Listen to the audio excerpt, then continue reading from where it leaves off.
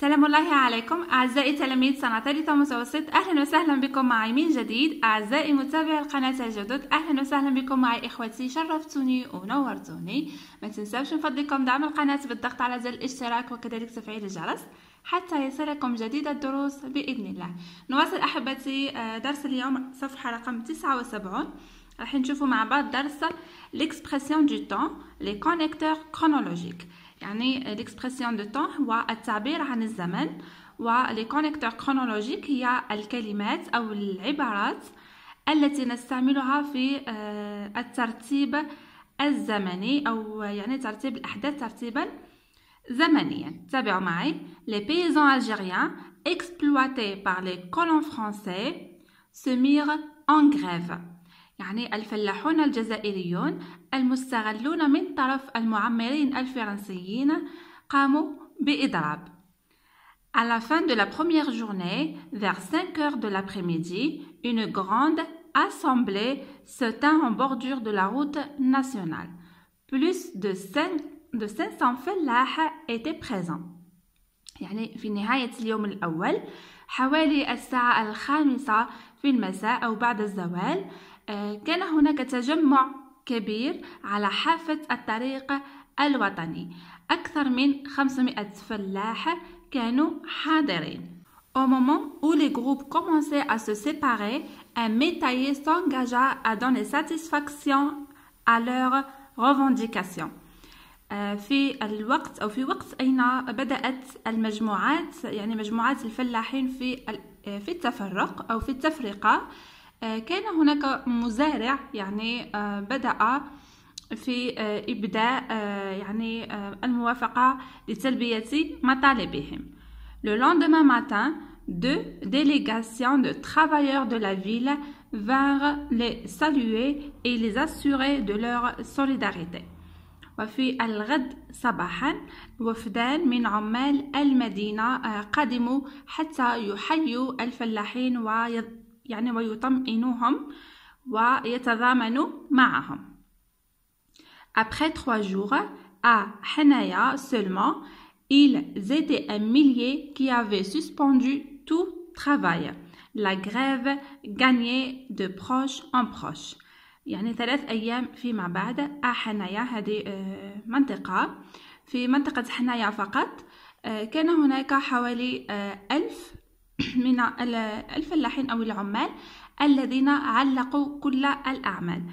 الإضراب بدأ ينجح يعني خطوة بخطوة. محمد ديب l'incendie 1954 édition point. يعني هذا النص مأخوذ من كتابات الأديب الجزائري الكبير محمد ديب، هو كاتب باللغة الفرنسية، من رواية الحريق. voilà. نواصل هنا أحبتي. Je lis et je repère.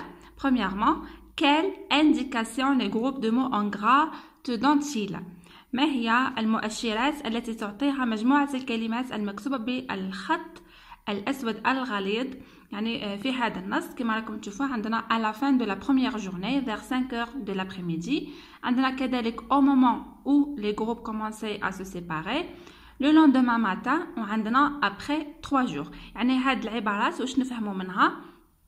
يعني راح نفهموا بلي هي تعطينا تحديد لزمان وقوع الأحداث. Voilà. Donc la réponse راح تكون il donne des précisions sur le moment de l'action. Voilà. Deuxièmement, quelle question peux-tu poser après le verbe pour obtenir comme réponse les groupes de mots en gras؟ ما هو السؤال الذي يمكن أن تطرحه بعد الفعل حتى تتحصل على إجابة تحتوي على هذا النوع من العبارات، يعني العبارات التي تدل على الزمان. كما شفنا أحبتي يعني السؤال اللي يتعلق بالزمان هو quand، يعني متى. voilà. donc après le verbe on pose la question quand حتى نتحصلوا على هذا النوع من الأجوبة التي تتعلق بالزمان. j'analyse. Premièrement, relève du texte la phrase complexe qui exprime l'idée de temps. استخرج من النص الجملة المركبة التي تعبر عن الزمان. هنا لاحظوا معايا أحبتي عندنا الجملة المركبة هي au moment où les groupes commençaient à se séparer, un métayer s'engagea à donner satisfaction à leurs revendications. Voilà, هذه هي الجملة المركبة لأنه راكم تلاحظوا هي تتكون من جزئين، يعني ما نقدرش نفرقوهم على بعضهم لأنه المعنى رايح يختل. دونك عندنا هذه هي لا بون ريبونس تاع السؤال الأول. Deuxièmement, l'action de la proposition principale se déroule-t-elle avant, après ou en même temps que l'action de la proposition subordonnée de temps؟ يعني في هذه الجملة، يعني هذه الجملة المركبة كما راكم تشوفوا معايا عندنا حدثين، يعني دو اكسيون. لاكسيون الاولى وين بداو المجموعات يتفرقوا، ولاكسيون الثانيه يعني عندما تدخل المزارع وابدا يعني قبوله لتلبيه مطالب الفلاحين. دونك لاحظنا هاد لي دو اكسيون راهم وقعوا في نفس الوقت، يعني عندما كي تشوفوا لهنا او مومون يعني في نفس الوقت اين بدات المجموعات في التفرق جاء يعني والمزارع يعني في نفس هذاك الوقت بعد المزارع ابدا يعني رغبته في تلبيه مطالبهم. دونك هاد لي دو اكسيون، هذه هي لاكسيون لا بروميير اكسيون اي لا دوزيام اكسيون عفوا وقعوا في نفس الوقت. Donc الإجابة هي elle se déroule en même temps que la subordonnée de temps، يعني هما وقعوا في نفس الوقت. Troisièmement, par quel connecteur la proposition de temps est-elle introduite؟ بأي مفردة أو بأي عبارة يعني عبارة زمن يعني قدمنا هاد الجملة كما راكم تشوفوا معايا. عندنا هنايا عندنا au moment. فوالا هذه هي يعني العبارة اللي استعملناها للتعبير عن الزمن. La réponse رايحة تكون elle est introduite par le connecteur au moment où. Voilà. Quatrièmement, propose d'autres connecteurs équivalents. اقترح عبارات أخرى يعني عندها نفس المعنى. Donc عندنا les connecteurs هما dès que, aussitôt que, au moment où, quand, lorsque, pendant que. يعني هاد العبارات كامل تعطينا نفس المعنى تاع au moment où يعني في نفس الوقت. Faisons le point. Les connecteurs de temps organisent le déroulement des événements d'un récit dans un ordre chronologique. أدوات الزمنية أو أدوات الربط الزمني تنظم ترتيب أو وقوع الأحداث في مقالة أو في نص وبترتيب chronologie أو بترتيب زمني. Il exprime la durée, la date et le moment, la fréquence et la succession. وهي تعبر عن المدة اللي هي la durée, la date et le moment يعني التاريخ واللحظة، وكذلك la fréquence هي التكرار يعني تكرار وقوع الأحداث، ولا succession هي التتابع أو الترتيب. فوالا عندنا la date et le moment التاريخ واللحظة. عندنا hier, la veille, au mois de novembre, etc. hier يعني البارحة، la veille يعني في المساء أو في الليلة السابقة، au mois de novembre في شهر نوفمبر. يعني لما تصيبوا هاد لي كونيكتور دو طون يعرفوهم باللي يعبروا على la date et le moment. عندنا la succession هو التتابع أو الترتيب، يعني لما نرتب الأحداث من أول حدث إلى آخر حدث راح نستعملوا d'abord, puis, ensuite, enfin. يعني هادو كذلك ce sont des connecteurs de temps نستعملوهم للترتيب. la fréquence هو تكرار وقوع الحدث. عندنا parfois أحيانا، عندنا souvent parfois عفوا بعض المرات، souvent أحيانا، de temps en temps من وقت إلى وقت. يعني هادو يعبروا على la fréquence. عندنا la durée اللي هي المدة. لدينا depuis يعني منذ مدة par exemple. durant يعني أثناء أو أثناء ذلك وقع الحدث. فوالا أحبتي هادو هما en général les connecteurs de temps اللي نستعملوهم حتى نرتبوا الأحداث. فوالا وهاد لي كونيكتور رايحين يعني نستعملوهم بزاف في يعني في لي ريسي هيستوريك، يعني في الكتابات التاريخية نستعملوهم باش نرتبوا الأحداث. فوالا أحبتي، هذا فيما يخص صفحة رقم 79. نتمنى تكونوا فهمتوا ويكون الشرح سهل وبسيط. يعني كما شفتوا الدروس راهي سهلة، راهي بسيطة، يعني فقط لازم عليكم تتبعوا معايا من الأول حتى تفهموهم. نواصل أحبتي، يعني تكملة الدرس السابق اللي هو l'expression de temps، يعني صفحة رقم 80. تابعوا معي. هنا لدينا تكملة للقاعدة. Dans une phrase complexe, on emploie quand, lorsque, dès que, avant que, après que. يعني في الجملة المركبة، الجملة المركبة هي التي تتكون من جزئين، جزء رئيسي وجزء تابع له، ويعني لا نستطيع أن نحذف أي جزء، يعني الجزئين متكاملين، وكان نحذف يعني جزء منهم المعنى راح يكون ناقص. هذا هو معنى une phrase complexe. يعني في الجملة المركبة نستعمل يعني les connecteurs quand, lorsque, dès que, avant que, après que. يعني هادو اللي راكم تشوفوا فيهم هادو دائما نستعملوهم في الجملة المركبة. عندنا un exemple au moment. عندنا هاد l'exemple au moment où les groupes commençaient à se séparer, un métayer s'engagea à donner satisfaction à leur engagement. يعني هاد الجملتين كما راكم تلاحظوا راهي مركبة، يعني هاد الجملة عفوا راهي مركبة من جزئين. الجزء الأول اللي يحتوي على le connecteur de temps اللي هو au moment où، نسميوها proposition subordonnée de temps. فوالا هذا الجزء الأول. أما الجزء الثاني نسميوه proposition principale، هذا هو الجزء الرئيسي. يعني هاد كما تلاحظوا هاد الجملتين ما نقدروش نفرقوهم على بعضهم. وفي الجملة يعني هذه اللي سميناها عفوا لا phrase complexe راح نستعملوا فيها quand, lorsque, dès que, avant que et après que. يعني هاد النقطة ركزوا فيها جيدا. في الجملة العادية نستعملوا لي كونيكتور الآخرين اللي ذكرناهم في القاعدة السابقة. أما في الجملة المركبة عفوا الجملة البسيطة، أما في الجملة المركبة راح نستعملوا هادو. يعني راني نشرح ونعاود حتى تنتبهوا جيدا. فوالا je m'exerce. أتمرن. Premièrement, relève les compléments circonstanciels de temps et précise s'il exprime un moment daté, une durée ou une répétition. استخرج يعني أظرفة الزمان موجودة في هذه الجمل، وحدد إذا كانت تعبر عن لحظة يعني مؤرخة يعني un moment daté، ou une durée يعني فترة ممتدة، ou une répétition. la répétition هي التكرار ou la fréquence. voilà كما ذكرناها في القاعدة. الجملة الأولى l'indépendance de l'Algérie fut proclamée le 5 juillet 1962. أول حاجة راح نستخرجوها هو le complément circonstanciel de temps اللي هو ظرف الزمان.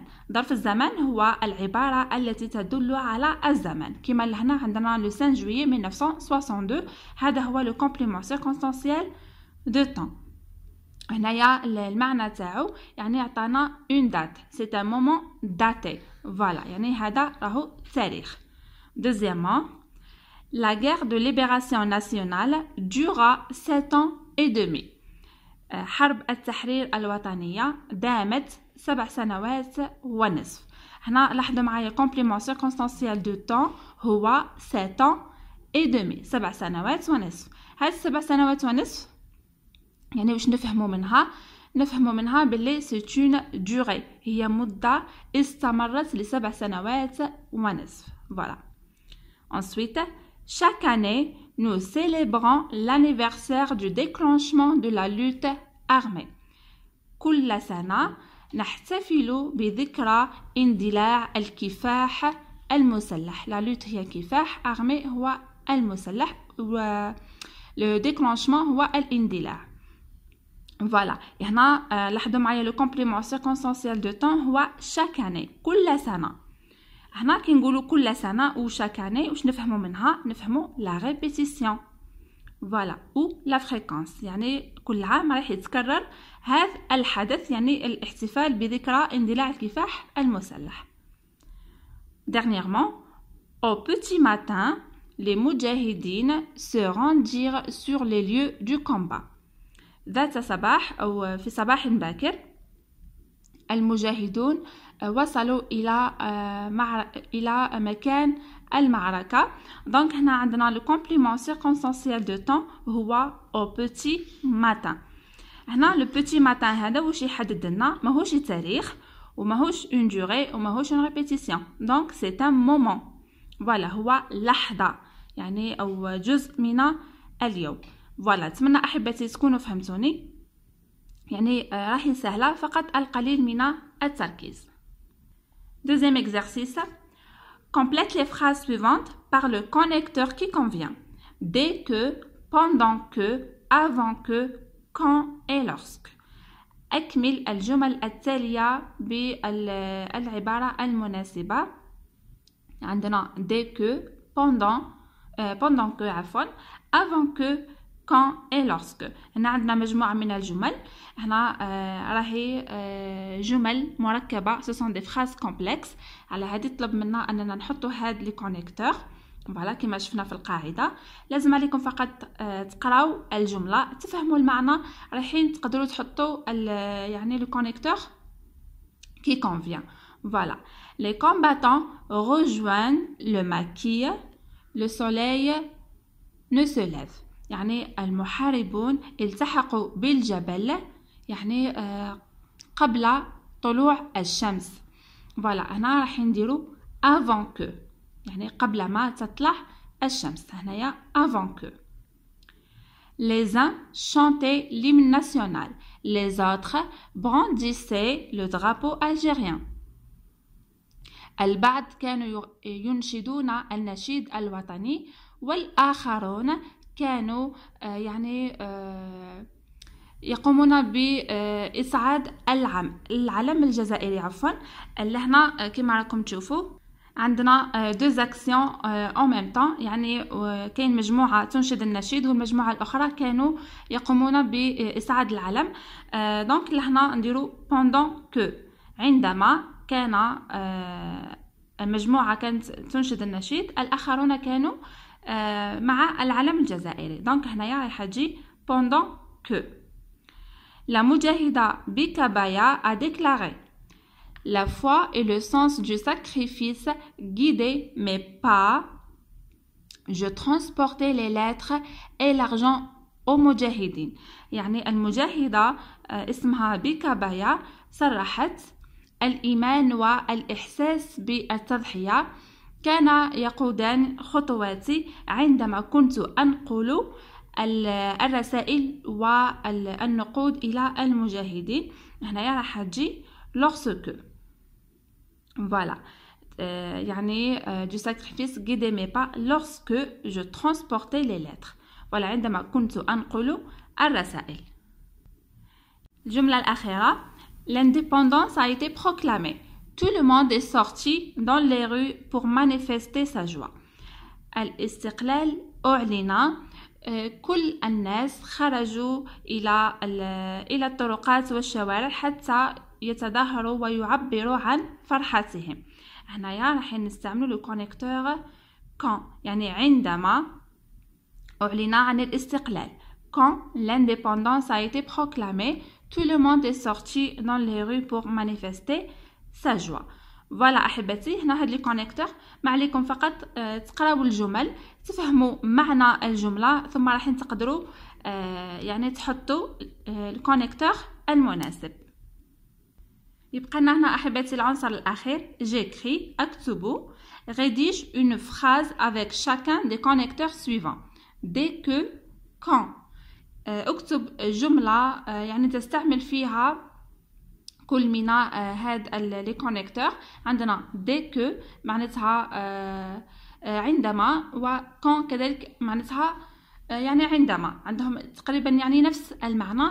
توظفوا كل واحد في جملة. راح نعطيكم أمثلة تبعوا معايا، ولكن كالعادة أحبتي حاولوا ديروا أمثلة من عندكم. والله صدقوني يعني هذه نصيحة من قلبي حتى تتعودوا على الكتابة. يعني أنا ما راني خاسرة والو كي نعطيكم الإجابة واجدة، بصح تهمني مصلحتكم أنكم تتعودوا على الكتابة. يعني سهله باش نعطيكم الاجابه، يعني نكتبها لكم ونخليكم، ولكن انا نحبكم تتعلموا وتعتمدوا على انفسكم. فقط انا نعطيكم اجوبه كنماذج وامثله حتى نعاونكم بها. شوفوا معايا الجمله الاولى راح نستعملوا فيها dès que. تبعوا: dès que l'indépendance fut proclamée, la population sortit dans la rue. يعني عندما أعلن عن الاستقلال كل الشعب خرج إلى الطرقات وإلى الشوارع.